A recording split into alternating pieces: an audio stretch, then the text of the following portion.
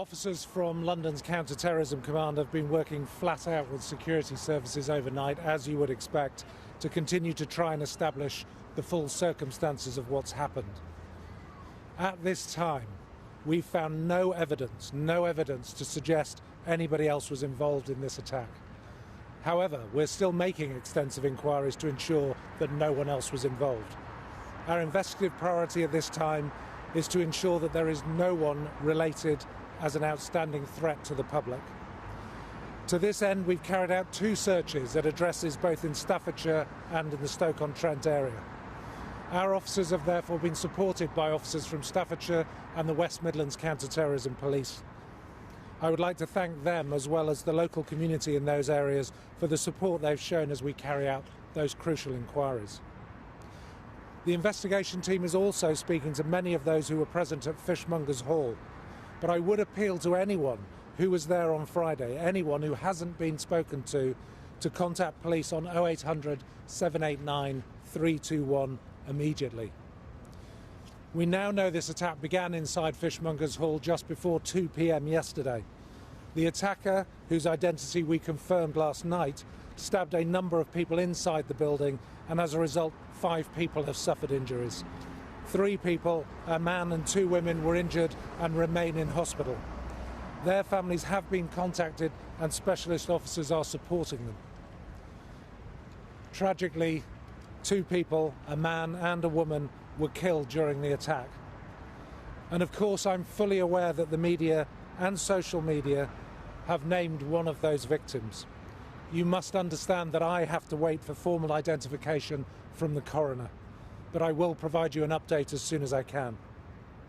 On behalf of the entire policing family, can I offer my heartfelt thoughts and condolences to those families of the victims, both the deceased and those still in hospital, and everyone who has been affected by this incident.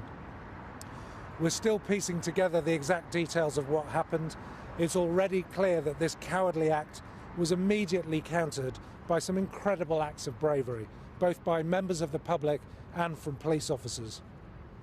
We know this attacker was attending an event called Learning Together, and some of those present at that event were people who confronted this attacker to try and stop him.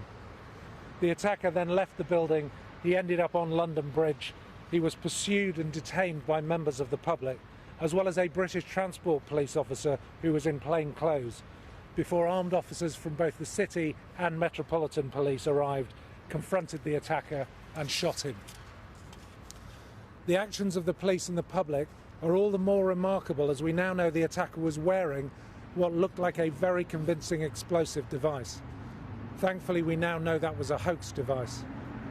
Detectives and forensic officers remain in the London Bridge area, and cordons continue to be in place as we meticulously gather the evidence required for the investigation, and this obviously may take some time.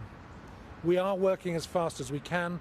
We would ask the public to continue to avoid the area, and we really thank those affected by this for their patience and understanding. On that point, can I also thank the public for their tremendous support and cooperation in response to this incident. The public have shared nearly 500 images and videos with the investigation team so far. I'm incredibly grateful. But again, if you have any images, any video, and you haven't spoken to the police, please do so as soon as possible. It's vital that the empty ideology of terror is rejected by all of us, and that communities come together side by side to ensure that those seeking to divide us will never succeed.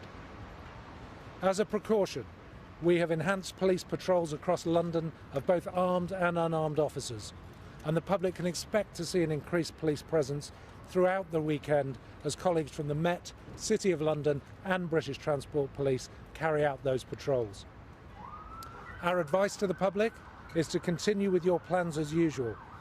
Please be vigilant, but be alert, not alarmed. If you do see anything suspicious, then please act. Report it to police. Speak to an officer or call 0800 789 321. You can report it through the ACT website at gov.uk/ACT. Countering terrorism is never something that can be done by any single agency on its own. It needs the cooperation and support from every corner of society. The help and support we get from the public is incredible. And indeed, the support from the media has been astonishing in the last 24 hours. It is a vital part of countering terrorism, and I'm incredibly grateful for your support.